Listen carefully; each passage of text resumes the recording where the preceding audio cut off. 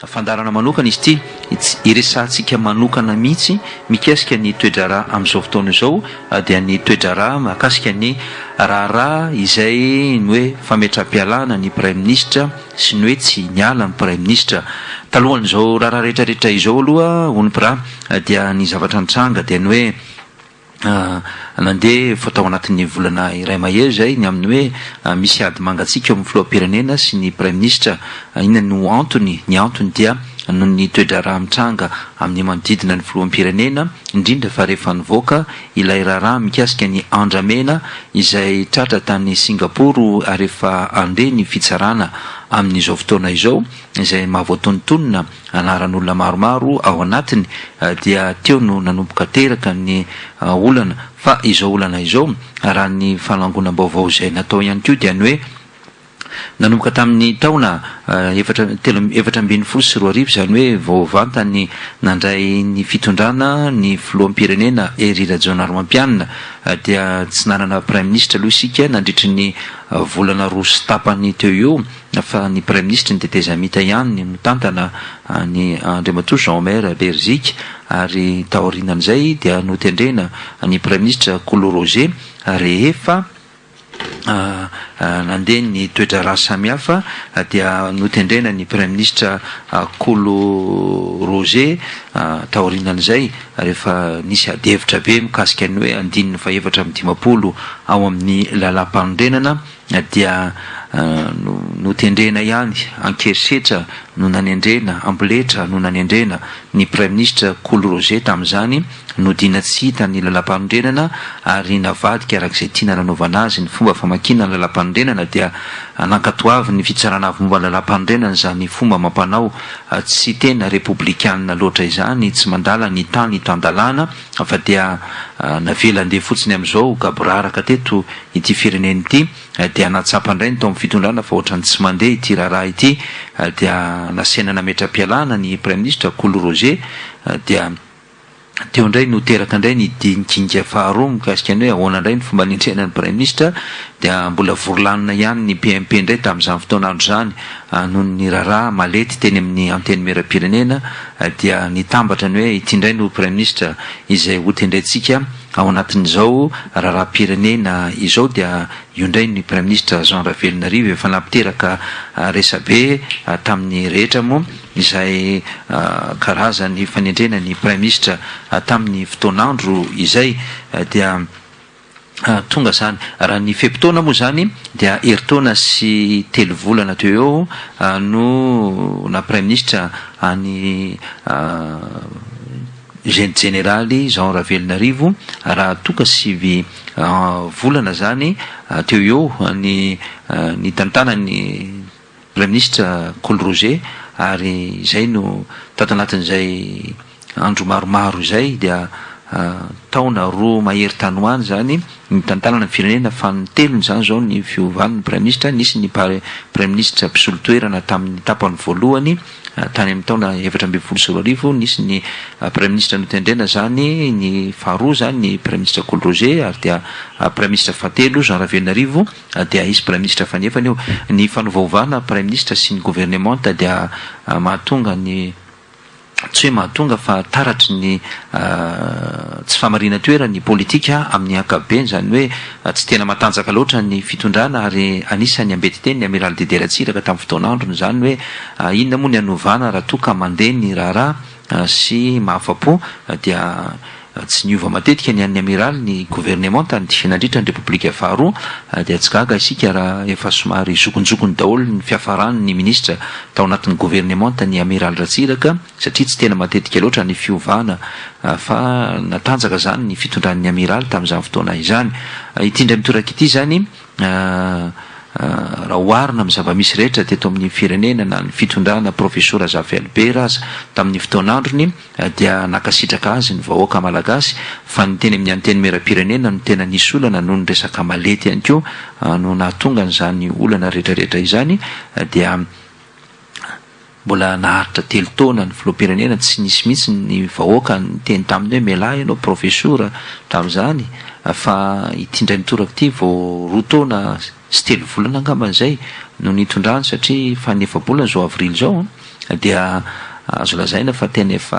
raharaha be ny hoe fitsikerana mavaivay satria tena misy ny karazana magoy samihafa mahazo ny fanatram-bahoaka sy ny sisa fanodikodonana etseroa fanondranana arem-pirenena sy ny sisa izany no zavatra mitranga tato anatin'ny fiainan'ny firenena tsy gaga isika raha niazakazaka be zany ny hoe mitaky ny fametram-pialany ny filoham-pirenena mitaky ny anaovana fifidianana azafady mialohan'ny fotoana ao anatin'ny fotoana mbola tsy mahatapitra akory ny fiam-pitom-piasana ho an'ny filoham-pirenena.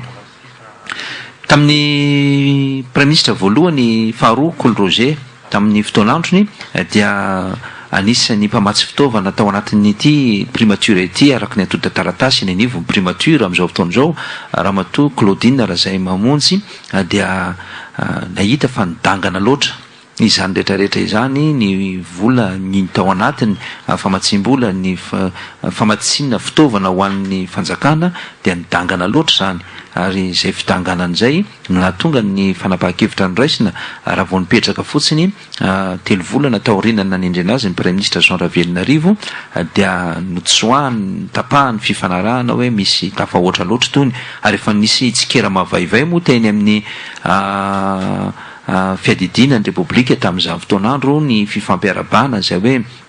ny vidina Coca-Cola ray natratra 2,5 nga ny vidina Oviva 2,5 dia izay no hoe fahahoana zany tafahoatra loatra zany rehetrarehetra zany satria tena avo be mihitsy ny sandany fifampiarabana sakafo vidy sakafo dia mbola izy no nikarakara tamin'izany fotoan'andro zany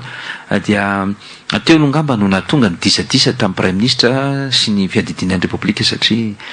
mety nisy firesahana tany hoe famanino ntsika ny hoe sorona ao anatiny dia voakitika indray moa ty resaka andramena tany Singapour ity dia io no ny hafarany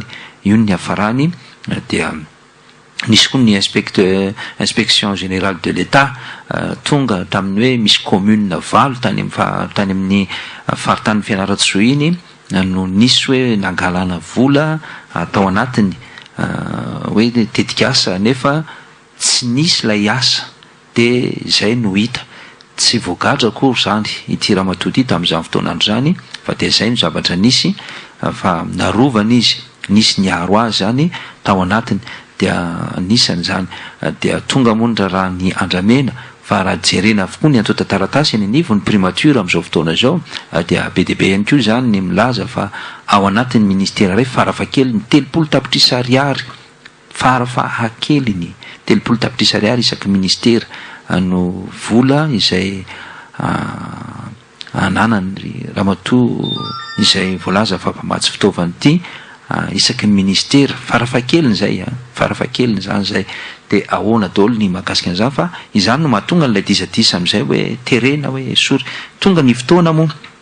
andro vitsivitsy tamin'ny alakamisy tany dia hoe manga ny lanitra tamin'ny alakamisy teo amin'ny fifandraisan'ny filoham-pirenena sy ny praministra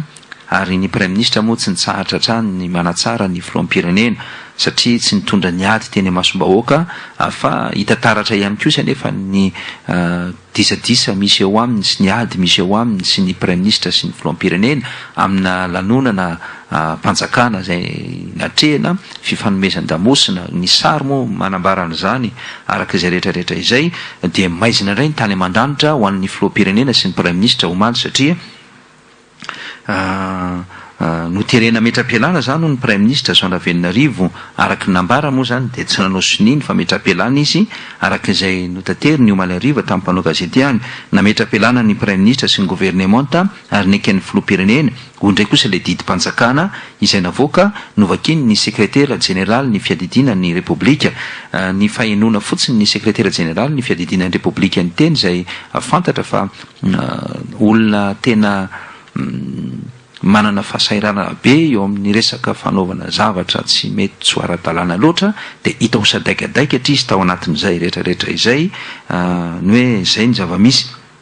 nitranga zany ny krizy eto Madagasikara nanomboka omaly krizy teo amin'ny resaka androm-panjakana satria nisy didim-panjakana navoaka teto ary navarina dia ny hoe ny didim-panjakana ve moa no mamaritra tokoa ny fametram-pialana ny olona ray sa ilay fametram-pialana ny voasoratra sy voasony misy référence mazava ary tokony ho naseho ny rehetra no nentina ny aingany ny famoahana didim-panjakana. Tokony izay zany ny tena fipetrany, saingina rehefa mijery sita isika tsy mahita mihitsy ihany hoe tia ny taratasy fametram-pialana voasony teo dia efa nanomboka nametraka fantanintsika omaly atoandro iny ihany tsika raha minitra taorinan'izay dia efa nanontany ny mpanao gazetitsika hoe naseho ve ny taratasy fametram-pialana satria ohatry ny hafahafa be le izy tato amin'ny efitrano ambony tato nisy firesahany filoham-pirenena sy ilay premier ministre dia taty amin'ny ilany indray koa nefa tonga dia misy fanambarana vakina dia io zany hoe nasenana keny ve zany ny premier ministre sa nisy karazana inona tao sa sinema no nitranga tao sa inona zany zany fanontaniana daholo apetraky ny maro dia rehefa aveo dia novakina ilay taratasy tsy novakina fa navoaka ny didim-panjakana hoe nametram-pialana ary ny akeny ny filohan'ny repoblika ilay fametram-pialana ny premier ministre sy ny gouvernement tany zay apetraky tsara zay satria tokony hazava koa ny premier ministre sy ny gouvernement tany nametram-pialana ho ilay didim-panjakana. Ilay didim-panjakana io zany no namaritra an'izay fa ny premier ministre rehefa tonga ny ariva tsy nahafantatra hoe nisy an'izany tao ambadika tao fa lazaina araka ny resahana zany dia hoe nasaina nanatra to taratasy teny izy dia nijerena ny hoe ahoana ny fampandrosoana ny firenena fa ny farany izy zany vao nitenenina hoe tokony mametram-pialana ianao mandre mato premier ministre dia izy niteny hoe mbola tsy ametram-pialana fa aleoloha iresaka amin'ny vady aman-janako ny fianakaviana dia naneho fahagaga indray izy aveo fa hoe toatra ny reko izy fa nisy famakina hoe nametram-pialana nefa za mbola tsy nametram-pialana tsy nanao siniza ny fametram-pialana izany ny jeneraly moa ny teny talohan'izay ny hoe ny jeneraly ny tenako miaramila zany hoe office général tsy avetrany dia mametram-pialana amina fotoana tahaka an'ireny fa dia mandeha araka ny lalam-panorenana nametraka teto ary lalam-panorenana no manaisitra eto maly zany tsy lalam-panorenana no nanaisitra azy fa lay didim-panjakana no novakina hoe nametram-pialana izay tsy nolaviny zany fa tsy nisy fametram-pialana zany eo no tena mipetraka amin'izay zany ny olana manomboka izao zany ny televiziona malagasy ny radio-pirenena malagasy dia namoaka fa nametram-pialana ny premier ministre ary ny akeny ny filoham-pirenena fametram-pialana ny premier ministre iny zany miparitaka manerana Madagasikara amin'ny haino manjery-panjakana. Aty nefa tsy nandeha indray ny an'ny premier ministre fa tsy nametram-pialana izy tsy hitanao tamin'ny televiziona firenena tsy hitanao tsy renao tamin'ny radio-pirenena malagasy zany hoe tsy reny ny malagasy manontolo andrehetrany. Ilay malagasy izay tsy nandre moa dia mieritreritra fa nametram-pialana ny premier ministre fa ity ny tena raharaha ny mpitandro ny filaminana izy no lehiben'ny OMC NAT izy ny lehibe ny fitantanana ny raharaham-panjakana ny administration rehetrarehetra zany ny rehetrarehetra zany ame baiko ve ny premier ministre dia tsy handray baiko ve izy ireo dia inona ny zavatra hitranga izy baiko roa samy hafa iainga ve avy ety Antananarivo satria ny premier ministre mbola tsy nametram-pialana ny filoham-pirenena milaza fa nametram-pialana izy zay ny nambarany ofisialy iza amin'ireo anankiroa ireo no tena mandainga nandainga ve ny premier ministre fa nametram-pialana dia nilaza fa tsy nametraka sa nandainga ny filohan'ny repoblika ka nilaza fa nametram-pialana ny premier ministre nefa tsy nametram-pialana zany dia tena haute trahison na iza amin'izy roa ireo nanao an'izany na iza haute trahison famadia tanindrazana lainga be hafafy amin'ny malagasy nisy ray nandainga atao zay aloha azo antoka nisy anankiray nandainga atao azo antoka zay iza ny nandainga ary nahoana no langaina manomboka eto koa zany rehefa miteny ve ny fitondrana dia azo inona zay ambarany fitondrana sa zay le hoe ho avy tahaka ny mpangalatra ny filoham-pirenena amin'ny fanesorana amin'ny premier ministre zay ve le endrik'ilay izy sa inona ny tena endriny dia anjarantsika malagasy ny hoe zany zavatra rentsika sy fantatritsika zany inona ny dikan'izany ho an'ny malagasy